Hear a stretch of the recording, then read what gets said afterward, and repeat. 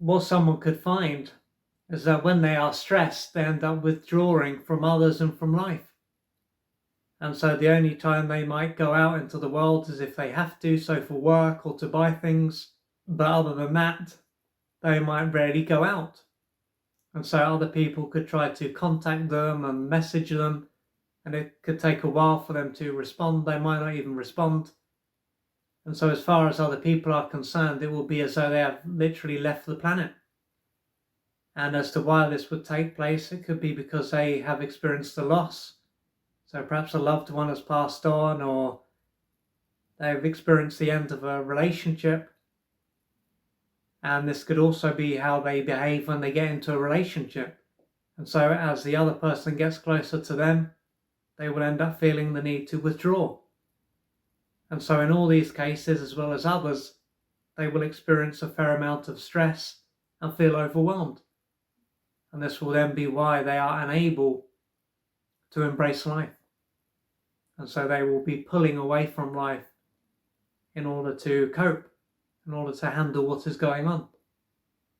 But of course, through pulling away, they are going to be isolating themselves, and therefore they will miss out on a lot of support. And at this point, it could seem strange as to why someone would behave in this way, why they would isolate themselves during times of stress. Because, as I said, this is not really going to help them. And it could be said that their mind has utilized a defense mechanism known as withdrawal, and this is why they have pulled away. And so in order for them to no longer behave in this way, they will need to change their behavior to no longer rely on this defense mechanism, so they can embrace life and no longer pull away, so that they can embrace the support that they need and to no longer retract. However, the reason why they use this defense mechanism, and most likely it is not something that takes place consciously, could be due to what took place during their early years.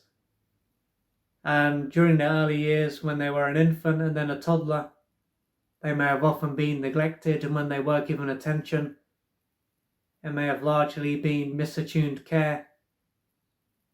And so this would have been a stage of their life when they were often overwhelmed.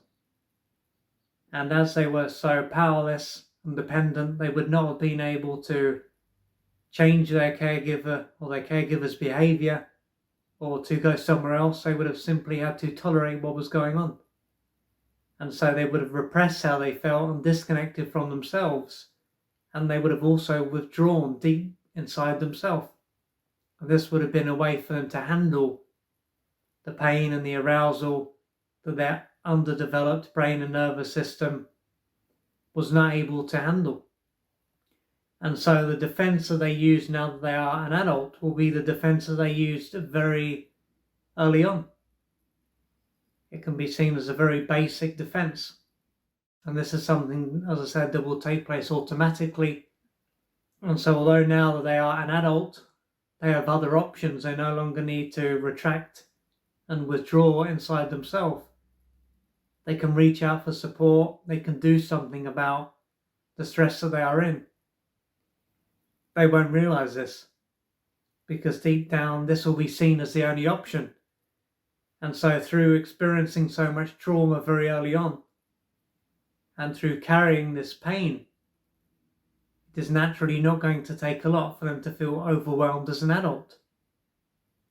So if you can relate to this, you can see that you have the tendency to withdraw and to lose touch with your feelings. Then you will probably need to reach out for external support, so that you are able to start to work through your pain and the arousal that is held in your body and nervous system and brain, so that you can change your behavior and to stay connected to others. Because although you didn't have a choice when you were an infant and a toddler, now that you are an adult, you have many choices. So please reach out for the assistance that you need to gradually change your life.